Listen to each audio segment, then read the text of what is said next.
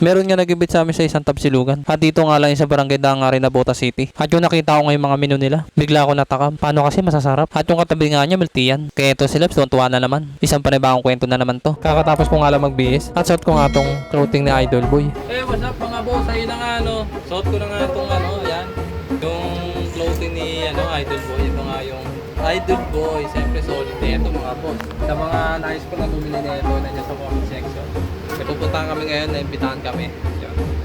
Kaya tara, let's go.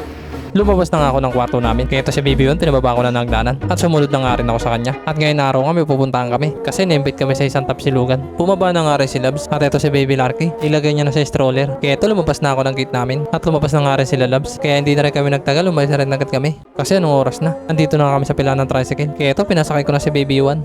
At ito naman si Labs. Nakalimutan niya pa si Baby Larky. Okay na, nakuha na nga niya. Kaya sumakay na rin ako ng tricycle. Sa sobrang excited ni Labs, nakalimutan niya pa si Baby Larky. Okay na, umalis na nga yung tricycle. Nandito na nga kami sa kanto. Kaya ito, minto na yung tricycle. At bumaba na nga rin ako. Sumunod na nga rin sa akin si Baby One. At pati nga yung mama niya, bumaba na nga rin. Ayun nga mga boss, dito na kami sa Agora. Sasakay kami jeep papunta sa Dangari. Kasi doon yung pupuntahan namin na parang restaurant yan. Restaurant, ibitahan kami. Meron na nga dumaan na jeep. Kaya ito si Labs, pinasakay ko na. At pinasunod ko na si Baby One. Okay na, nakasakay na nga sila. Kaya ito, sumunod na rin ako. Nandito na kami sa Dangari. Kaya ito, bumaba na ako. At pinababa ko na nga rin si Baby One. At shoutout nga pala dito sa nakasabay namin sa jeep. Hey, what's up mga boss? Ay nakababa na kami ng jeep. At ngayon, pupunta na namin yung restaurant. Kung saan na-invite kami. Banda lang dito yung restaurant eh. Parang Tapsilugan ata, parang gano'n. At mga ilang minuto nga, nakarating na nga kami. Kaya ito, pinapasok ko na si Labs. At pinahanap ko na nga sa lamesa namin. At sabi niya, bandang gilid na nga lang daw. Kaya ito, umupo na ako sa lamesa namin. At tinabot na nga sa amin yung menu. Namimili na ako ng kakainin ko niyan. Kaso nahirapan ako pumili. Kasi lahat na sa menu masarap. Kaya gusto ko lahat na lang orderin. Binigay ko na nga kay Labs yung menu. At siya naman pinapili ko kung anong kakainin niya. At ito nga, nahirapan nga sa pumili. Kasi halos lahat daw masarap. At makalipas nga ng mga ilang minuto, nakapili na nga sa ng kakainin niya.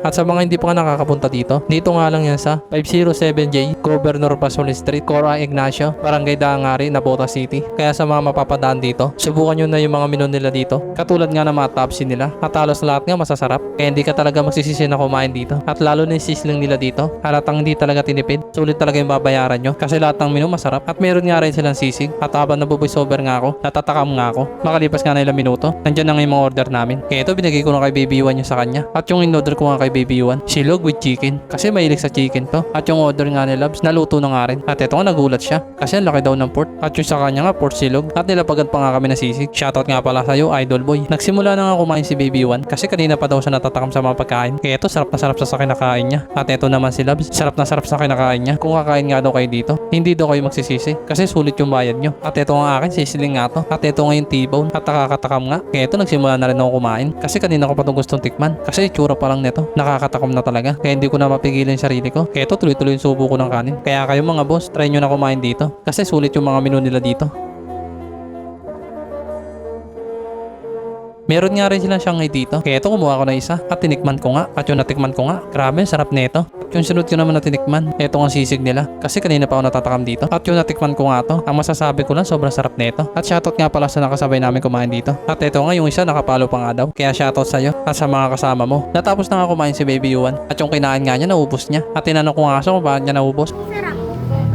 Totoo naman yung sinabi ni Baby Yuan. Kaya ito nga akin, naubos ko rin. Kasi masarap talaga. At ito nga, si Labs nagtira pa ng ulam. Kasi kakainin niya daw pag uwi. Meron pa nga natirang Shanghai. At pati nga itong sisig natira. Pero hindi ibig sabihin yun, hindi na namin kakainin. Kaya ginawa namin, pina-take out na lang namin. Para doon na lang namin sa bahay kainin. Eh mga boss, di nga namin naubos. Kaya papatutok pa lang namin. Nabusog kami.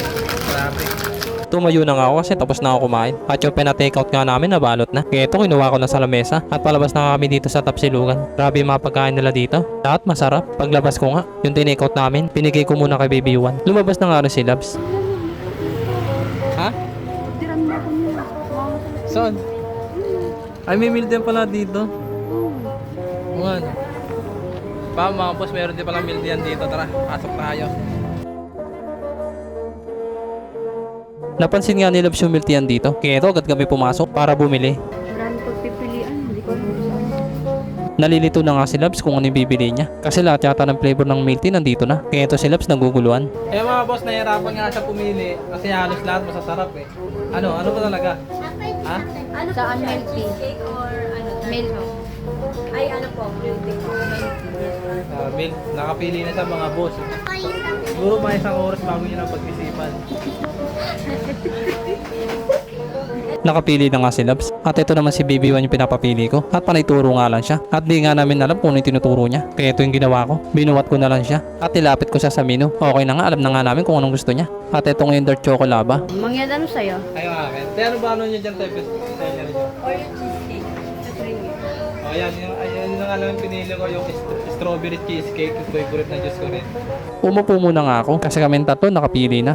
At hinihintay na nga lang namin. Kaya mga boss, upo muna ako dito syempre. Kasi yung order namin, nire-prepare pa. Yung order namin, yan. Inaano pa yung ginagawa pa. At yung order nito ni Baby Yuan. At yung pangalan nga ng milk tea na to ay Chitty. At katabi nga lang siya ng Chito 199. Ulab, sumunod na lang ka dyan. Nabusog ako sa kinain. Dami kong kinain. May ilang pa natira tapos mag-milk tea pa ako. Makalipas nga ng ilang minuto, okay na nagawa na nga yung mga order namin. Kaya ito si Labs, tuntuan na naman. Kasi favorite niya daw to. At ito nga si Labs, hindi makapaniwala. Kasi daw lalaki ng baso. Kaya panagurado, masasarapan ka.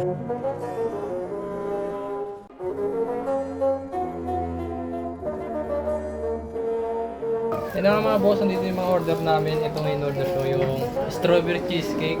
Kasi ito naman yung order ni Baby Yuan na dark chocolaba. Laki na sa'yo ah. At ito naman kay Labis yung milk tea to eh. Dark chocolate cake. Sinimulan na nga ni Baby One uminom na milk tea. At ito nga, sarap na sarap sa iniinom niya. Sarap. At ito nga si Labs, excited na nga rin uminom ng milk tea. Kasi matagal-tagal na nga rin daw siya hindi nakakainom nito. Kaya na-miss niya daw uminom ng ganito. Milk tea, masarap.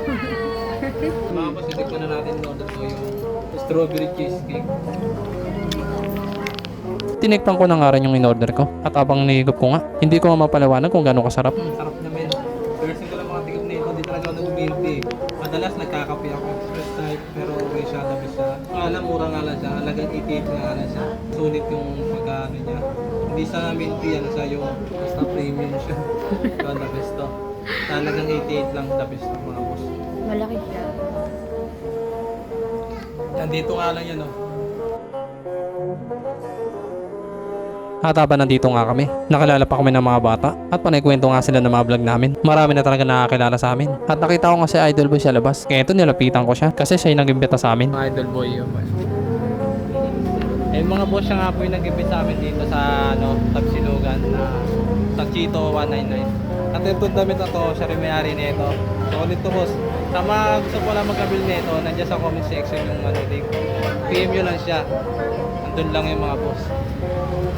Kaya nyo naibitahan nga kami ni ate dito sa sa Chito 199. Sa Tagsilugan na Sambyung ba yun?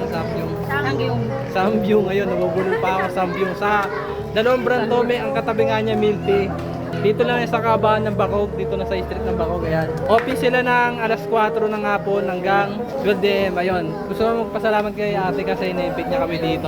Okay na nga, nagpaalam na nga kami. Kaya hindi na rin kami nagtagal. Agad na rin kami umalis. Kasi anong oras na rin? Gagabihin na kami. At si Idol Boy nga, pati anak niya, sumabay na nga sa amin pauwi. Kasi katabing barangay lang namin sila. Meron na nga kami nakita jeep. Ito, pinasakay ko na si Labs. At sumunod na nga rin ako sa loob ng jeep. At habang nandito nga ako sa jeep, meron pa nakakilala sa akin. Ayan, nakalala pa tayo dito mga boss. Shoutout pala sa'yo, boss. Bumaba na nga si Idol Boy kasi nandito na sa Bangkulase. Okay na, nakababa na nga sila mag-ama. Kaya etong jeep umalis na rin. Shoutout nga pala sa'yo, Idol Boy. At yung nandito na nga sa Boulevard, bumaba na rin ako. At pinababa ko na nga rin si Baby One. At kasunod nga niya yung mama niya. Ayun nga mga boss, nakababa na kami, nandito na kami sa Boulevard. Malapit na kami. Hindi na kami sasakay ng tricycle. Maglalakad na lang kami kasi nabusog kami doon mga boss, grabe. At meron nga rin mapashoutout to sila. Yun, gusto ko lang po shoutout si Idol Boy. Yung nagbigay dito sa pera. Thank you po. Thank you. Naglakad na nga lang kami kasi malapit na rin naman sa amin to para mabawasan na rin yung kinain namin. Ayun na nga mga boss, nandito na kami, malapit na kami sa amin. So magpasalamat kay Idol Boy, lalo na sa binigay niyang damit. Ayun nga yung Idol Certified. clothing niya to sa mga boss. Sa mga gusto pa ng order nito, pwede nyo i-PM o direct kayo sa kanya. Ayun nga, naimbitahan nga kami doon sa kapatid ni Idol Boy. Doon sa Tapsilugan, tapos sa Lincoln. Ngayon doon sa Sambukan ng kapatid ni Idol Boy. Thank you, maraming salamat. Kaya paano mga boss, hanggang dito na lang. Peace, salamat!